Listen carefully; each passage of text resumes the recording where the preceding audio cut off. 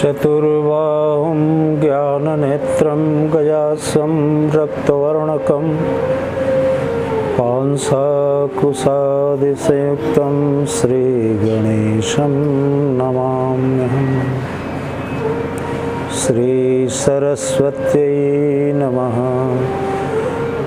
कर्पूरगौरं करुणावतारं संसारसारं भुजगेन्द्रहारं सदा वसन्तं हृदयारविन्दे भवं भवानी सहितं नमामि।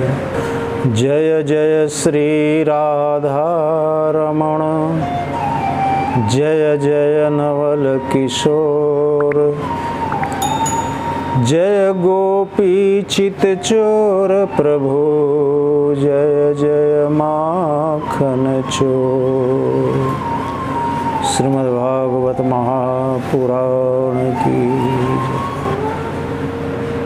श्रीमद्भागवत महापुराण के प्रथम स्कंध के प्रथम अध्याय में श्री सूत जी से शौनक आदि ऋषियों का प्रश्न है। महामुनि व्यासदेव के द्वारा निर्मित इस श्रीमद्भागवत महापुराण में मोक्ष पर्यंत फल की कामना से रहित परम धर्म का निरूपण हुआ है।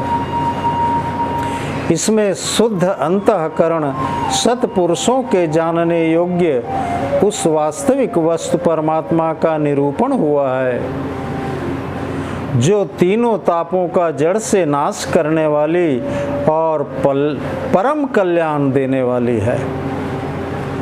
अब और किसी साधन या शास्त्र से क्या प्रयोजन। जिस समय भी सुकृति पुरुष इसके श्रवण की इच्छा करते हैं, ईश्वर उसी समय अविलंब उनके हृदय में आकर बंदी बन जाता है।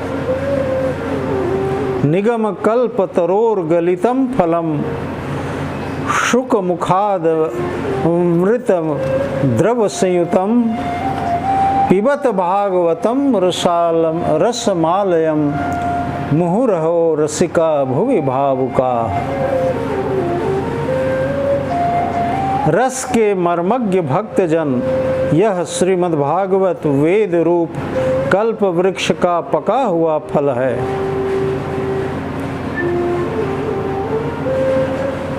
यह प्रसिद्ध है कि तोते का काटा हुआ फल अधिक मीठा होता है। तो श्री सुखदेव रूप तोते के मुख का संबंध हो जाने से यह परमानंदमयी सुधा से परिपूर्ण हो गया है। सुधा यानी अमृत। इस फल में छिलका, गुठली आदि त्याज्य अंश तनिक भी नहीं है। यह मूर्तिमान रस है। जब तक शरीर में चेतना रहे तब तक इस दिव्य भगवत रस का निरंतर बार बार पान करते रहो। यह पृथ्वी पर ही सुलभ है। यह पृथ्वी पर ही सुलभ है। समस्त कामना पूर्ण करने वाले कल्प वृक्ष रूपी इस वेद के फल को नारद जी ने वैकुंठ से लाकर मुझे दिया।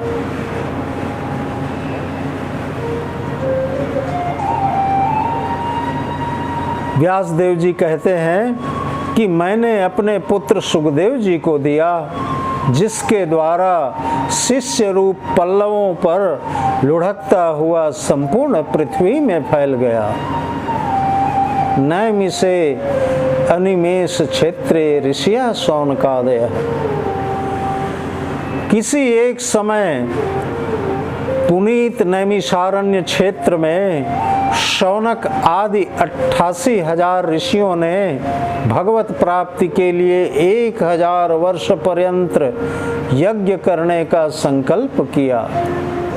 प्रातःकाल उनके नित्य नैमित्तिक कर्म से निवृत्त होने पर सूत जी का आगमन हुआ और ब्रह्मासन पर उनके विराजमान होने पर ऋषियों ने उनसे सादर कहा कि हे सूत जी, आपने श्री व्यास जी के सभी शास्त्र, इतिहास और पुराण पढ़कर उसका मनन किया है। उन सब शास्त्रों के सिद्धांतों का निश्चय करके ही उनके सार का उपदेश कीजिए। हे साधो, प्रथम तो कलिकाल में जीवन ही अल्प है, उस पर भी मनुष्य में आलस्य, मंद बुद्धि और मंद भाग्य तथा रोगादि की पीड़ा व्याप्त है। इसलिए आप ही उस विषय में कुछ कहिए। हे सूत जी, आपका कल्याण हो। आप जानते हैं कि भक्त रक्षक भगवान ने अजन्मा होकर भी माँ देवकी के गर्भ से किस कारण जन्म धारण किया था, जिनके नाम लेने मात्र से संसार सागर में छटपटाते हुए जीव तत्काल ही मुक्त हो जाते हैं। उन भगवान के भरोसे रहने वाले निष्ठावान मुनियों के दर्शन होते ही मनुष्य पवित्र हो जाता है। गंगा जल तो बहुत दिनों में पवित्र करता है, परंतु भगवत भक्तों का दर्शन तत्काल ही पवित्र कर देता है। सामान्य जीव भी भगवान के चरित्रों का गान कर पवित्र हो गए तो उनके चरित्रों को कौन नहीं सुनना चाहेगा। हे ज्ञान शिरोमणि, भगवान के जो जो चरित्र नारद आदि ऋषियों ने कहे हैं उनको हमें सुनाइए।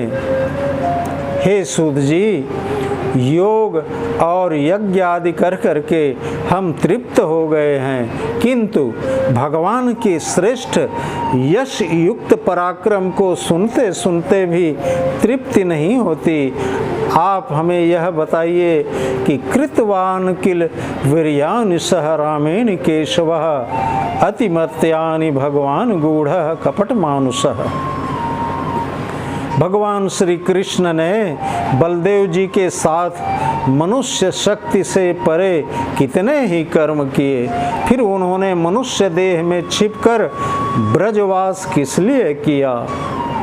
हे सूत जी, घोर कलयुग के आने से वैकुंठ की इच्छा करते हुए हम लोग 1000 वर्ष तक यज्ञ करने के बहाने से केवल भगवान की कथा ही सुनना चाहते हैं। हमको इस घोर कली रूप समुद्र से पार होने की इच्छा है। उसकी पूर्ति के निमित्त रूप में आपके दर्शन प्रभु कृपा से ही हुए हैं। हे सूत जी, कवच के समान धर्मों के रक्षक योगी राज श्री कृष्ण जब अपने लोक पधार गए तब धर्म किसकी शरण में गया, यह बताने की कृपा कीजिए। ब्रूहि योगेश्वरे कृष्णे ब्रह्मण्ये धर्मवर्मणि स्वाम काष्ठा मधुनोपेतो धर्मः कम शरणं गतः। व्यास जी बोले, ऋषियों का यह प्रश्न सुनकर सूत जी ने उनकी प्रशंसा की और उत्तर देने लगे। सूत जी बोले, हे मुनियों, आपने सब लोगों को आनंद देने वाले भगवान श्री कृष्ण के चरित्रों को पूछकर बहुत अच्छा किया है, क्योंकि यही सब शास्त्रों का सार है। मनुष्यों का परम धर्म वही है जिससे श्री हरि में भक्ति उत्पन्न हो। यदि भगवान वासुदेव में भक्ति का योग करे तो ज्ञान वैराग्य की शीघ्र प्राप्ति होती है।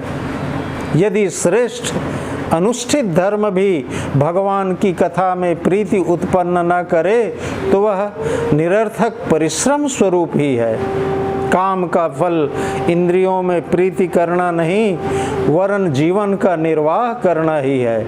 और जीवन का फल जीवन भर अर्थ संचय करना ही नहीं, वरन तत्व ज्ञान प्राप्त करना है। जिस अद्वितीय ज्ञान को ज्ञानियों ने तत्व कहा है, वही उपनिषद ब्रह्म, ईश्वर या भगवान कहा जाता है। इसीलिए श्रद्धावान पुरुष ज्ञान वैराग्य युक्त वेदांत आदि के श्रवण से उत्पन्न हुई भक्ति के द्वारा आत्मा में ही परमात्मा के दर्शन करते हैं।